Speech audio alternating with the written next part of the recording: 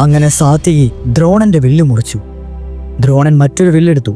സാത്യകി അതും മുറിച്ചു. അങ്ങനെ തുടർച്ചയായി 9 വില്ലുകൾ മുറിച്ചു. ഇവൻ ശ്രീരാമൻ, കാർത്തവീര്യൻ, ധനഞ്ജയൻ, ഭീഷ്മർ തുടങ്ങിയവരുടെ നിരയിലുള്ള ഒരു യോദ്ധാവ് തന്നെ. ദ്രോണൻ സാത്യകിയെപ്പറ്റി മനസ്സിൽ നിരൂപിച്ചു. ഏതായാലും ഇവനെ ഇനിയും ഇതുപോലെ പോരാടുവാൻ അനുവദിക്കുകയില്ല. ഇവനെ തീർച്ചയായും കൊല്ലണമെന്ന് നിശ്ചയിച്ചുകൊണ്ട് ദ്രോണൻ ആഗ്നേയാസ്ത്രം സാത്യകിയുടെ നേരെ തൊടുത്തുവിട്ടു. സാത്യകി ഉടൻ തന്നെ വരുണാസ്ത്രം അയച്ച് അതിനെ തടുത്തു. അങ്ങനെ ദിവ്യാസ്ത്രങ്ങൾ പ്രയോഗിക്കുന്നതിനും താൻ പ്രഗത്ഭനാണെന്ന് സാത്യകി തെളിയിച്ചു. എങ്കിലും സാത്യകി ക്ഷീണിതനായതുകൊണ്ടേയിരുന്നു. ഇത് മനസ്സിലാക്കിയ ധർമ്മപുത്രൻ സാത്യകിയെ സഹായിക്കുവാൻ എല്ലാവരോടും ആജ്ഞാപിച്ചു. പാണ്ഡവ സൈന്യങ്ങൾ മുഴുവനും കൂടി ദ്രോണരോട് ഏറ്റുമുട്ടി. കൗരവ സൈന്യങ്ങളും വെറുതെ നിന്നില്ല. അപ്പോഴേക്കും ദ്വന്ദ്വയുദ്ധം അവസാനിച്ച് അതൊരു സങ്കുല യുദ്ധമായി മാറി. സാത്യകി അപകടമൊന്നും കൂടാതെ ദ്രോണരുടെ കയ്യിൽ നിന്നും രക്ഷപ്പെടുകയും ചെയ്തു. ആ സമയം അകലെ നിന്നും കൃഷ്ണന്റെ പാഞ്ചജന്യത്തിന്റെ മുഴക്കം കേട്ടു. അതോടൊപ്പം ഫൽഗുണന്റെ ദേവദത്തത്തിന്റെ വിളിയോ ഗാണ്ഡീവത്തിന്റെ ഞാനിലിയോ കേൾക്കുകയുണ്ടായില്ല. യുധിഷ്ഠിരനാകെ സംഭ്രമമായി. അർജുനൻ എന്തെങ്കിലും അപകടം പിണഞ്ഞിരിക്കുമോ എന്നൊരു അദ്ദേഹം ഭയപ്പെട്ടു. അദ്ദേഹം സാത്യകിയോട് പറഞ്ഞു, സാത്യകി, അർജുനൻ അതിരാവിലെ പോയതാണ്. ജയദ്രഥനെ വധിക്കുവാൻ അത്യുഗ്രമായ എതിർപ്പിനെ അവന് നേരിടേണ്ടി വരും. സമയം മധ്യാഹ്നം കഴിഞ്ഞിരിക്കുന്നു. ഒരു വിവരവും അറിയുന്നുമില്ല. ഇപ്പോഴിതാ ഭഗവാന്റെ പാഞ്ചജന്യത്തിന്റെ മുഴക്കം മാത്രം കേൾക്കുന്നു. അർജുനൻ മരിക്കുകയും തന്മൂലം ഭഗവാൻ യുദ്ധം ചെയ്യുവാൻ തയ്യാറാവുകയും ചെയ്തതാണോ എന്ന് പോലും ഞാൻ ഭയപ്പെടുന്നു. ഏതായാലും നീ ഒന്ന് പോയി അന്വേഷിക്കുക. കൗരവരുടെ എതിർപ്പിനെ അതിജീവിച്ച് മുന്നോട്ട് പോയി അന്വേഷണം നടത്തുന്നതിന് നിന്നെ കൊണ്ടല്ലാതെ മറ്റാരെ കൊണ്ട് സാധ്യമല്ല. ദ്രോണരുമായുള്ള ഭയങ്കരമായ ഏറ്റുമുട്ടലിൽ ആകെ തളർന്നിരിക്കുകയാണ് സാത്യകി. എങ്കിലും യുധിഷ്ഠിരന്റെ ഏതാജ്ഞയും ശിരസാ വഹിക്കുവാൻ അയാൾ സന്നദ്ധനായിരുന്നു. സാത്യകി ചോദിച്ചു, രാജാവേ, കാലത്ത് അർജുനനും കൃഷ്ണനും കൂടി ദ്രോണരിൽ നിന്ന് അങ്ങയെ രക്ഷിക്കുവാനുള്ള ചുമതല എന്നെ ഏൽപ്പിച്ചിട്ടാണ് പോയത്. ആ നിലയ്ക്ക് ഞാൻ അങ്ങയെ വിട്ടുപോകുന്നത് ശരിയാണോ? യുധിഷ്ഠിരൻ പറഞ്ഞു, അത് സാരമില്ല. ഭീമനും ദൃഷ്ടദ്യുമ്നനും ഇവിടെയുണ്ടല്ലോ.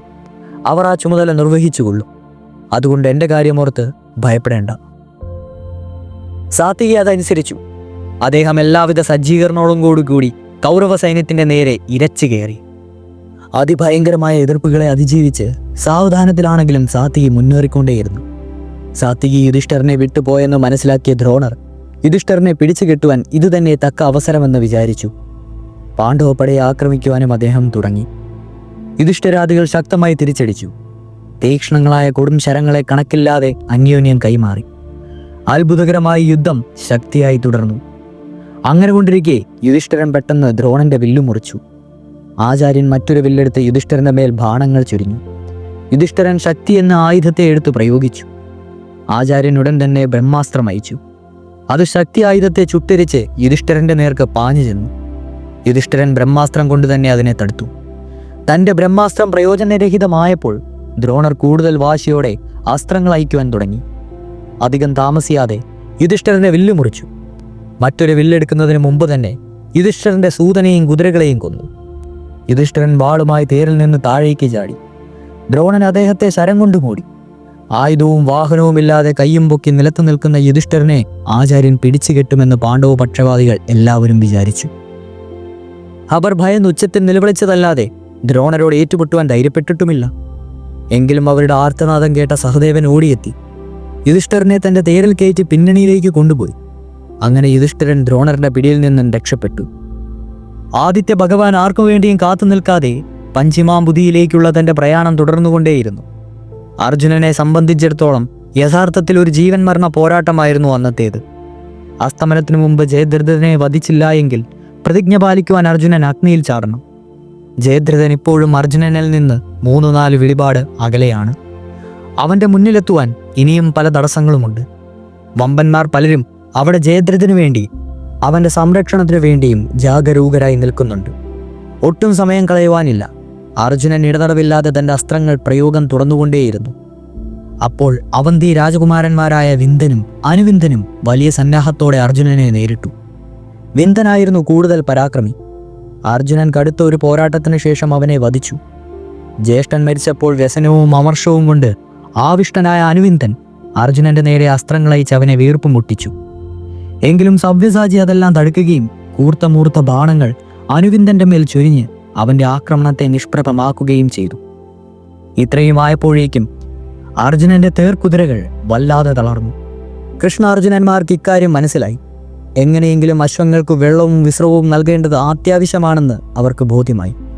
എന്നാൽ സാധാരണ സന്ദർഭങ്ങളിൽ ചെയ്യുന്നത് പോലെ കുതിരകളെ രഥത്തോടുകൂടി പിന്നണിയിലേക്ക് കൊണ്ടുപോകുവാൻ സാധ്യമല്ലായിരുന്നു. രണ്ടുപേരും കൂടി ഇക്കാര്യം ആലോചിച്ചു. താൻ തേരിൽ നിന്ന് താഴെ ഇറങ്ങി നിന്ന് യുദ്ധം ചെയ്യണമെന്നും ആ സമയത്ത് കൃഷ്ണൻ കുതിരകളെ അഴിച്ചുമാറ്റി വെള്ളം കൊടുത്ത് വിശ്രമിച്ചിട്ട് തിരിച്ചു കൊണ്ടുവരണമെന്നും തീരുമാനിച്ചു. കൃഷ്ണൻ അതിന് സമ്മതിക്കുകയും ചെയ്തു.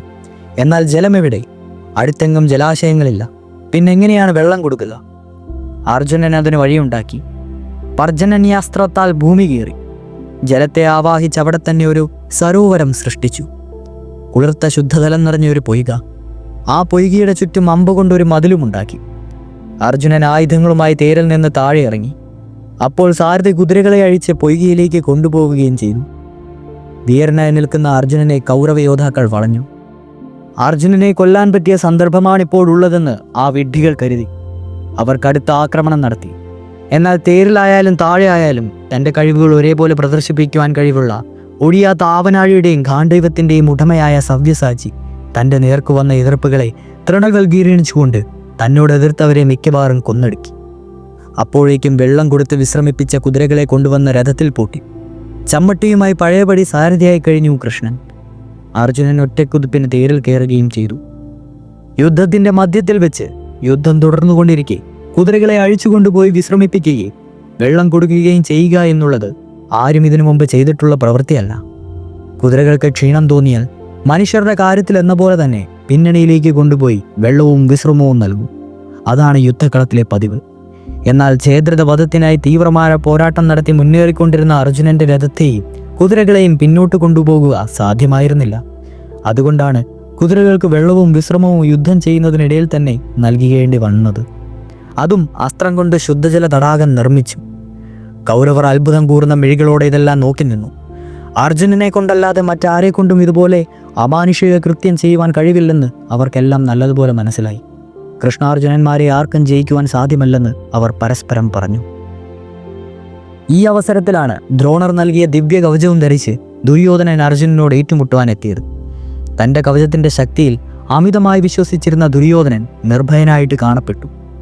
അവൻ വിളിച്ചു പറഞ്ഞു, അർജുന, നീ വലിയ പൗരുഷശാലിയും വില്ലാളി വീരനുമാണല്ലോ. നിന്റെ പ്രാമാണ്യം ഇന്ന് ഞാൻ അവസാനിപ്പിക്കും. അർജുനൻ ഗാണ്ഡീവം ചലിപ്പിച്ചാണ് അതിന് മറുപടി പറഞ്ഞത്. അവർ പരസ്പരം വസ്ത്രങ്ങൾ വർഷിച്ച് ഘോരമായ ദ്വന്ദ്വയുദ്ധം തുടങ്ങി. ദുര്യോധനൻ നെയ്ത ബാണങ്ങളൊക്കെ വിദഗ്ധമായി തടുത്തുകൊണ്ട് അർജുനൻ ഇടതടവില്ലാതെ ദുര്യോധനന്റെ നേരെ അമ്പുകൾ അയച്ചു. എന്നാൽ അതിലൊന്നും ദുര്യോധനന്റെ ശരീരത്തിൽ ഏൽക്കുകയുണ്ടായില്ല. അമ്പുകൾ കവചത്തിൽ കൊണ്ട് തെറിച്ചു പോവുകയാണുണ്ടായത്. കൃഷ്ണൻ ആശ്ചര്യം തോന്നി. അദ്ദേഹം ചോദിച്ചു, അർജുന, എന്തു പറ്റി? ഗാണ്ഡീവത്തിന്റെ ശക്തി പൊയ്പോയോ? അതോ നിന്റെ കൈകളുടെ ശക്തി ക്ഷയിച്ചോ? നിന്റെ ഒരൊറ്റ അമ്പ് പോലും ദുര്യോധനന്റെ മേൽ തറയ്ക്കുന്നില്ലല്ലോ. എല്ലാം പുഷ്പങ്ങൾ പോലെ താഴേക്ക് പൊഴിഞ്ഞു വീഴുന്നു. എന്താണിതിൻ്റെ കാരണം? എനിക്ക് അത്ഭുതം തോന്നുന്നു. അർജുനനും ഇതേപ്പറ്റി തന്നെയാണ് ചിന്തിച്ചുകൊണ്ടിരുന്നത്. എല്ലാം മനസ്സിലാക്കിയതുപോലെ ചിരിച്ചുകൊണ്ട് ഫൽഗുണൻ പറഞ്ഞു, മാധവ, ഇതിൻ്റെ കാരണം എനിക്ക് പിടികിട്ടി.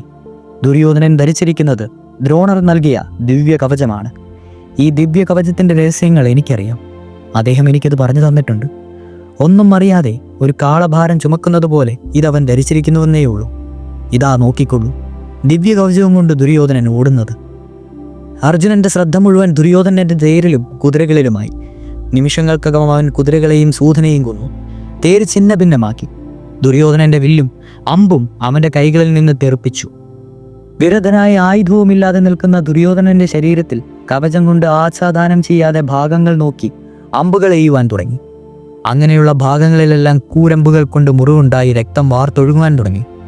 വേദന കൊണ്ട് പുളഞ്ഞ ദുര്യോധനൻ അവിടെ നിന്ന് ഓടിപ്പോവുകയും ചെയ്തു. അപ്പോൾ കൃഷ്ണൻ പാഞ്ചജന്യം മുഴക്കി. ദിഗന്ധങ്ങൾ മാറ്റില് കൊള്ളിക്കുന്ന ആ നാദം കേട്ട് ജയദ്രഥനെ ചുറ്റി നിന്നിരുന്ന യോദ്ധാക്കൾ ഭയന്നു വിറച്ചു.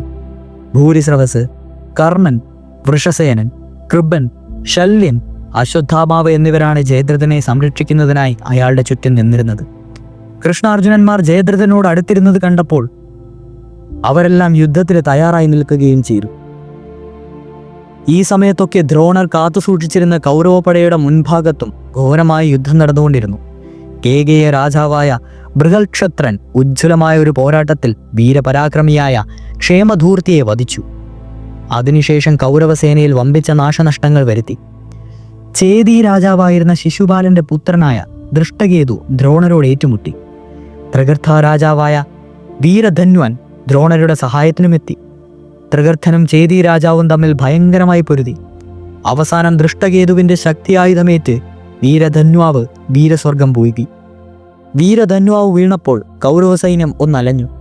സേനാനികൾ പലയിടത്തും മറയുകയും സൈന്യങ്ങൾ ചിന്നിച്ചിതറി ഓടുകയും ചെയ്തു. അതുകണ്ട് ദുർമുഖൻ സൈന്യങ്ങളുടെ അടുക്ക് നിർത്തി മുന്നണിയിൽ വന്നു ചെന്ന് യുദ്ധം ചെയ്യുവാൻ തുടങ്ങി. സഹദേവനാണ് പ്രധാനമായും ദുർമുഖനെ എതിർത്തത്. ഏറെ നേരത്തെ യുദ്ധത്തിനു ശേഷം മാതൃപുത്രൻ ദുർമുഖന്റെ വില്ലുമുറുക്കുകയും സൂതനെയും കുതിരകളെയും കൊല്ലുകയും ചെയ്തു. അവസാനം സഹദേവന്റെ അമ്പുകളെയേക്കാൻ അശക്തനായ ദുർമുഖൻ വിഷണ്ണനായി നിൽക്കുമ്പോൾ ത്രിഗർത്ത രാജാവിന്റെ പുത്രനായ നിരമിത്രൻ തേരുമായി വന്ന് ദുർമുഖനെ രക്ഷിക്കുവാൻ ശ്രമിച്ചു. എന്നാൽ സഹദേവൻ നിരമിത്രനെ വിട്ടില്ല, അവനെയും കുന്നുവീഴ്ത്തി. ഇതോടെ ത്രിഗർത്ത സൈന്യം മുഴുവൻ കടൽ പോലെ ക്ഷോഭിച്ചു. വികർണൻ അവിടെയെത്തി അവർക്ക് നേതൃത്വം കൊടുത്തു. എങ്കിലും അവർക്ക് പാണ്ഡവപ്പടയോട് കാര്യമായി ഒന്നും ചെയ്യുവാൻ കഴിഞ്ഞില്ല. ക്ഷണനേരം കൊണ്ട് സഹദേവൻ വികർണനെ ഓടിച്ചു. ഈ സന്ദർഭത്തിൽ അലംബുഷൻ എന്ന രാക്ഷസൻ ധാരാളം സൈന്യങ്ങളോടും കൂടി പാണ്ഡവരെ എതിർക്കുവാൻ വന്നു. ഭീമസേനനാണ് രാക്ഷസനോട് ഏറ്റുമുട്ടിയത്. കടുത്ത പകയുണ്ടായിരുന്ന രാക്ഷസൻ പക പോക്കുന്നതിനുള്ള സന്ദർഭം കിട്ടിയെന്ന സന്തോഷത്തോടെയാണ് ഭീമസേനനോട് യുദ്ധം ചെയ്തത്. എന്നാൽ ഭീമൻ അലംബുഷനെ താങ്ങുവാൻ കഴിയാത്തവണ്ണം ശക്തനും അഭ്യാസിയുമായിരുന്നു. ഭീമന്റെ ബാണങ്ങൾ തറച്ച് അലംബുഷൻ വിഷമിപ്പിച്ചപ്പോൾ അവൻ മായാജാലത്താൽ അപ്രത്യക്ഷനായി. രാക്ഷസനെ കാണാതായപ്പോൾ ഭീമൻ ആകാശം മുഴുവൻ അസ്ത്രങ്ങൾ കൊണ്ട് നിറച്ചു. അപ്പോൾ അലംബുഷൻ തേരിൽ പ്രത്യക്ഷനായി ഭീമനോട് എതിർത്തു. ഘോരമായ യുദ്ധത്തിൽ ഇരുവരും എതിരാളിയുടെ ധാരാളം സൈന്യങ്ങളെ നശിപ്പിച്ചു. അവസാനം ഭീമന്റെ ബാണങ്ങൾ കൊണ്ട് പൊറുതിമുട്ടിയ രാക്ഷസൻ ഭീമന്റെ മുന്നിൽ നിന്നും പിൻവാങ്ങുവാൻ ഒരുമ്പിട്ടു. എന്നാൽ തക്ക സമയത്ത് അവിടെ എത്തിയ ഘടോൽകജൻ അലംബുഷനെ വിട്ടില്ല. അവരിരുവരും കൂടി ശക്തിയായി പോരാടി. മായായുദ്ധത്തിൽ പ്രാവീണ്യമുണ്ടായിരുന്നവർ പലതരത്തിലുള്ള മായായുദ്ധങ്ങളും നടത്തി. അലംബുഷൻ അല്പാൽപമായി ക്ഷീണിക്കുവാൻ തുടങ്ങി. ഘടോൽകജൻ അശേഷം ക്ഷീണം തോന്നിയില്ല. അലംബുഷന്റെ ശക്തി ക്ഷയിക്കുമെന്ന് മനസ്സിലാക്കിയ ഘടോൽകജൻ തേരിൽ നിന്ന് ചാടിയിറങ്ങി. അലംബുഷന്റെ തേരിൽ ചാടിക്കയറി അവനെ എടുത്ത് ആകാശത്തേക്ക് പൊക്കി 4 പ്രാവശ്യം വട്ടം കറക്കിയിട്ട് അവനെയും കൊണ്ട് തേരിൽ നിന്ന് ചാടിയിറങ്ങി ഒരു വലിയ പാറമേൽ അടിച്ചു കൊന്നു. മല പോലുള്ള രാക്ഷസന്റെ ശരീരം കണ്ട് കൗരവപട ഭീതരായി. ഇനിയും പാണ്ഡവ സൈന്യത്തെ എങ്ങനെ നേരിടണമെന്നറിയാതെ അവർ കുഴങ്ങി. അർജുനന്റെ വിവരം അറിയുന്നതിനും അവനെ സഹായിക്കാനുമായി നിയോഗിക്കപ്പെട്ട സാത്വികി മനസ്സില്ലാ മനസ്സോടെയാണ് ധർമ്മപുത്രരുടെ സമീപത്തിൽ നിന്ന് പോയത്. സാത്വികിയുടെ രഥം കൗരവപ്പടയുടെ മധ്യത്തിലേക്ക് നീങ്ങിത്തുടങ്ങി. ആദ്യമായി കാലാൾപ്പടയാൽ പിന്താങ്ങപ്പെട്ട ഒരു ആനപ്പടയായിരുന്നു അദ്ദേഹത്തിന് നേരിടേണ്ടി വന്നത്. അദ്ദേഹം ആ കൃത്യം വിജയകരമായി നിർവഹിച്ചു. തീയിൽ വീണ ഈയാമ്പാറ്റകളെ പോലെ കാലാൾ സൈന്യം മരിച്ചു വീണു. ആനപ്പട അദ്ദേഹത്തിന്റെ അതുല്യമായ അസ്ത്രപ്രയോഗം കൊണ്ട് ആ നാമാവിശേഷമായി. സാത്വികി നേരെ ചെന്നുപെട്ടത് കൃതവർമാവിന്റെ മുന്നിലായിരുന്നു. ഒരു വമ്പിച്ച സൈന്യവും കൃതവർമാവിനോടൊപ്പം ഉണ്ടായിരുന്നു. അവിടെ സാമാന്യം ഭയങ്കരമായ യുദ്ധം വേണ്ടി വന്നു. എന്നാൽ പടയുടെ തലക്കൽ യുധിഷ്ഠിരനും ഭീമനും മറ്റും ചെന്നൊരു വലിയ ആക്രമണം നടത്തുകയുണ്ടായി. അതിൻ്റെ ഫലമായി കൗരവരുടെ വ്യൂഹം ഛിന്ന ഭിന്നമാകുന്ന സ്ഥിതിയിലെത്തി. കൃതവർമാവിൻ്റെ ശ്രദ്ധയിൽ അത് പതിഞ്ഞു. കൃതവർമാവ് ഉടൻ തന്നെ സാത്വികയെ വിട്ടിട്ട് വ്യൂഹത്തിൻ്റെ മുന്നണിയിലേക്ക് കുതിക്കുകയും ചെയ്തു. പിന്നെയും മുന്നോട്ട് നീങ്ങിയ സാത്വികയ്ക്ക് നേരിടേണ്ടി വന്നത് മഗധ രാജാവായ ജലസന്ധനെയായിരുന്നു. ശക്തനായ ഒരു ആനയുടെ പുറത്തു കയറി ഒരു വലിയ ആനപ്പടയോടുകൂടി ജലസന്ധൻ ശൈനയോട്, അതായത് ശിനിപുത്രനായ സാത്വികയോട് യുദ്ധം തുടങ്ങി. ജലസന്ധൻ അസാമാന്യമായ ഒരു പോരാളിയാണ്. ഭഗദത്തനെ പോലെ ആനപ്പടയിൽ വലിയ കമ്പമുള്ള ആളാണ് ജലസന്ധൻ. പരസ്പരം ശരവർഷം നടത്തി ഇരുവരുടെയും യുദ്ധവൈവിധ്യം തെളിയിച്ചു. ജലസന്ധന്റെ ഒരമ്പ് പോലും സാത്വികയുടെ ശരീരത്തിൽ കൊണ്ടില്ല. എന്നാൽ സാത്വികയുടെ ചില അസ്ത്രങ്ങൾ ജലസന്ധന്റെ ദേഹത്തിൽ കൊള്ളുവാനിടയായി. അവന്റെ ക്രോധം ആളിക്കത്തി. അവൻ സാത്വികയുടെ വില്ലു മുറിച്ചു. മറ്റൊരു വില്ലെടുക്കുന്നതിന് മുമ്പ് തന്നെ ജലസന്ധൻ ഒരമ്പ് കൂടി അയച്ചു. അത് സാത്വികയുടെ ഇടത് കൈയിന്മേൽ കൊണ്ടു. അതോടെ ശിനിപുത്രൻ അന്തകനായി മാറി. ജലസന്ധൻ അയച്ച ബാണങ്ങളെ തടുത്തുകൊണ്ട് ബാണങ്ങൾ അയച്ചു. അവ മാഗധന്റെ 2 കൈകളെയും മുറിച്ചു. 3-ാമത്തെ അമ്പുകൊണ്ട് കണ്ഠവും മുറിച്ചു. ജലസന്ധന്റെ കബന്ധം താഴെ വീണപ്പോൾ അവന്റെ ആന വിരണ്ടോടി. അതോടൊപ്പം കൗരവപ്പടയും ചിന്തിച്ചിതറി. ഇത് ജരാസന്ധനല്ല, ജലസന്ധനാണ്. അങ്ങനെ സാത്വികയുടെ രഥം മുന്നോട്ട് നീങ്ങി. ശൈനേയന്റെ ചൈത്രയാത്ര അവസാനിപ്പിച്ചില്ല എങ്കിൽ അവൻ അർജുനനോടൊപ്പം ചേർന്ന് ജയദ്രഥനെ നിഷ്പ്രയാസം വധിക്കുമെന്ന് മനസ്സിലാക്കിയ ദുര്യോധനൻ അനുയായികളോടും കൂടി സാത്വികയോട് ഏറ്റുമുട്ടുവാൻ പാഞ്ഞു. ദ്രോണനും കൃതവർമാവും കൂടി സാത്വികിയുടെ പിൻഭാഗത്ത് നിലയുറപ്പിച്ചു. അങ്ങനെ മുൻഭാഗത്ത് ദുര്യോധനാദികളും പിൻഭാഗത്ത് ദ്രോണനോടും മറ്റു വശങ്ങളിൽ തിങ്ങി നിൽക്കുന്ന സൈന്യങ്ങളോടും ഒരേ സമയത്ത് യുദ്ധം ചെയ്യേണ്ട സാഹചര്യമാണ് സാത്വികിക്കുണ്ടായത്. അദ്ദേഹം അശേഷം പതറിയില്ല. ശ്രീകൃഷ്ണ ഭഗവാന്റെ സാരഥിയായ ദാരുകന്റെ അനുജനായിരുന്നു സാത്വികിയുടെ സാരഥി. തേർതെളിക്കുന്നതിൽ അനൽപമായ സാമർഥ്യമുണ്ടായിരുന്നു അവന്. അവൻ ഒരേ സമയം എല്ലാ ഭാഗത്തും നിൽക്കുന്നവരോട് യുദ്ധം ചെയ്യത്തക്കവണ്ണം രഥം ദ്രുതഗതിയിൽ വട്ടത്തിൽ ചുറ്റിച്ചുകൊണ്ടേയിരുന്നു.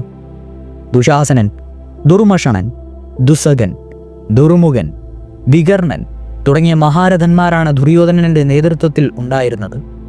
അവരോടും പിന്നിലുണ്ടായിരുന്ന ദ്രോണാദികളോടും നിർഭയനായി യുദ്ധം ചെയ്ത സാത്വികിയെ തോൽപ്പിക്കുവാൻ പ്രയാസമാണെന്ന് എല്ലാവർക്കും മനസ്സിലായി. അവസാനമായി ദുര്യോധനനും സാത്വികിയും കൂടിയുള്ള ഒരു ദ്വന്ദ്വ യുദ്ധത്തിലാണ് അത് കലാശിച്ചത്. രണ്ടുപേരും അന്യോന്യം ശരങ്ങൾ വർഷിച്ചു. സാത്വികിയുടെ എല്ലാ ശരങ്ങളെയും ദുര്യോധനന് തടുക്കുവാൻ കഴിഞ്ഞില്ല. ചിലത് അവൻ്റെ ദേഹത്ത് തറച്ചു. തന്മൂലം രക്തം വാർന്നൊലിച്ചു. അപ്പോൾ അവന് ക്രോധാവിഷ്ടനായി. സാത്വികി പരിഭ്രമിച്ചില്ല. നിർഭയനായി തന്നെ അവൻ പോരാടി. പെട്ടെന്ന് ദുര്യോധനന്റെ വില്ലു മുറിച്ചു. മറ്റൊരു വില്ലെടുക്കുന്നതിന് മുമ്പായി സൂതനെയും കുതിരകളെയും കൊന്നു. കൊടിമരവും മുറിച്ചിട്ടു. ദുര്യോധനൻ തേരിൽ നിന്ന് താഴെ ഇറങ്ങി വന്ന് അമ്പുകളെയുവാൻ തുടങ്ങി. എന്നാൽ അവശനായി തീർന്ന അവനെ അല്പനിമിഷങ്ങൾക്കുള്ളിൽ സാത്വികി നിരായുധനാക്കി.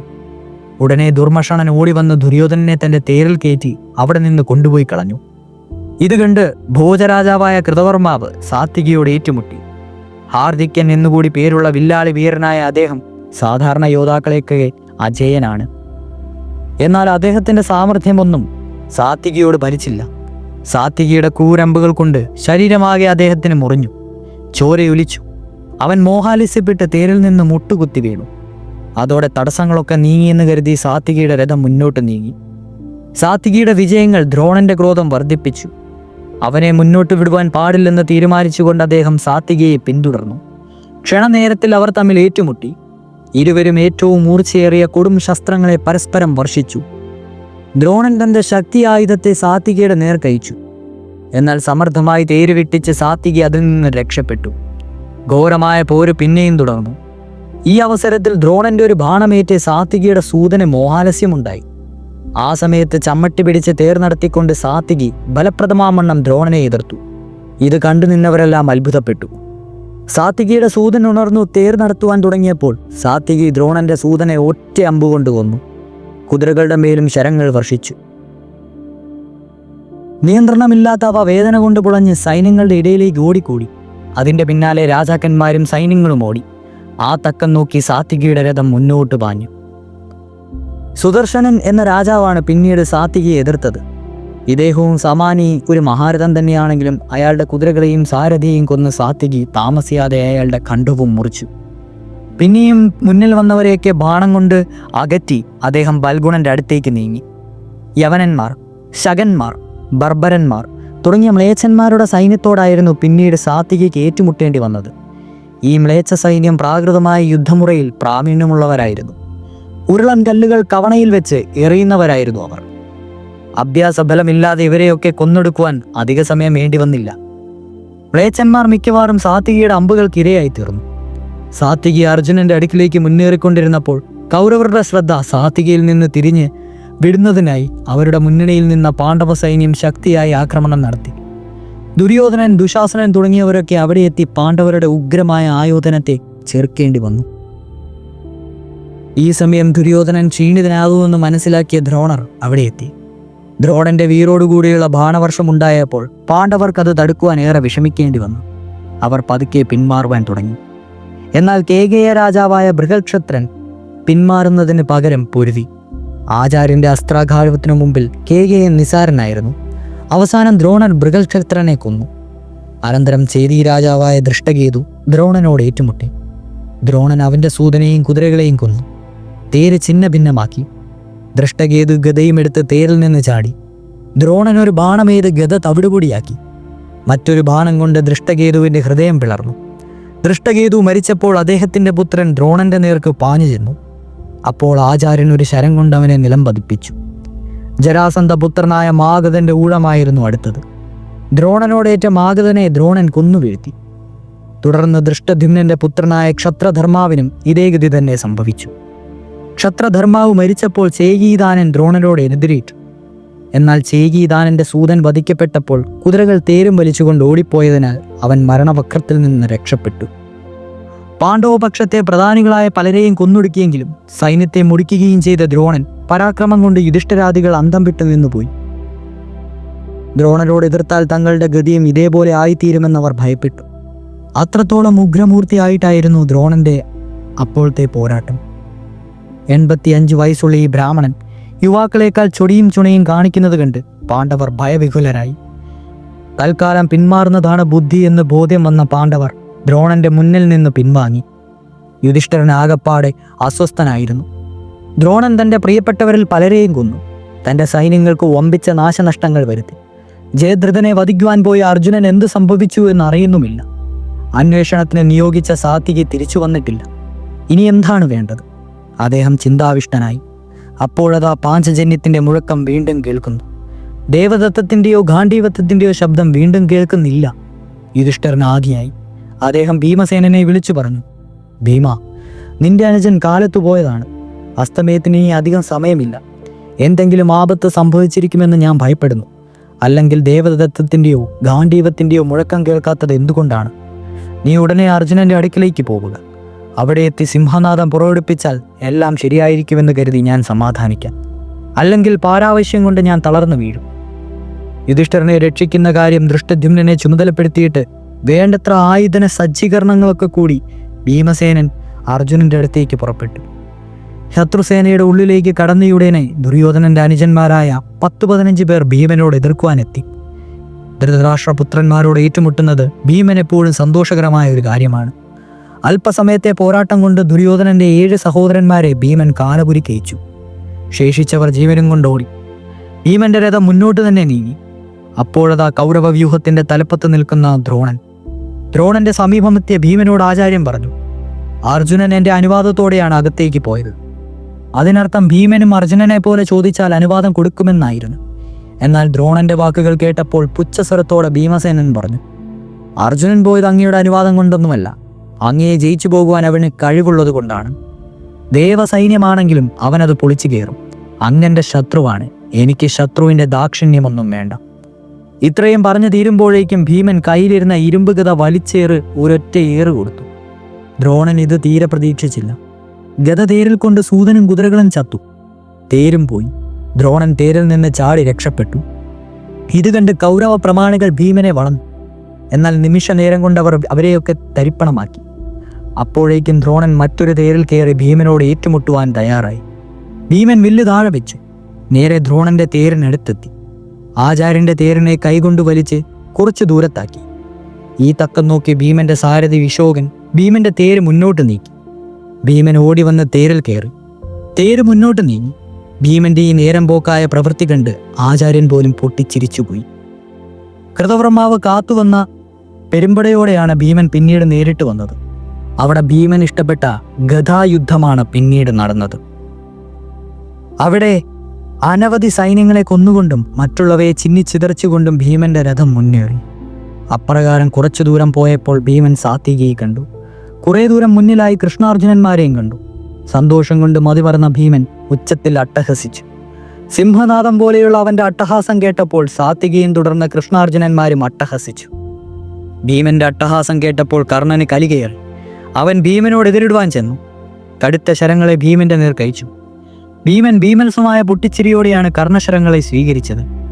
കുറച്ചു സമയം അവർ അന്യോന്യം ഘോരമായി പോരാടി. ഇതിനിടയ്ക്ക് ഭീമന്റെ 2 ബാണങ്ങൾ കർണന്റെ മേൽ തറച്ചു കയറി.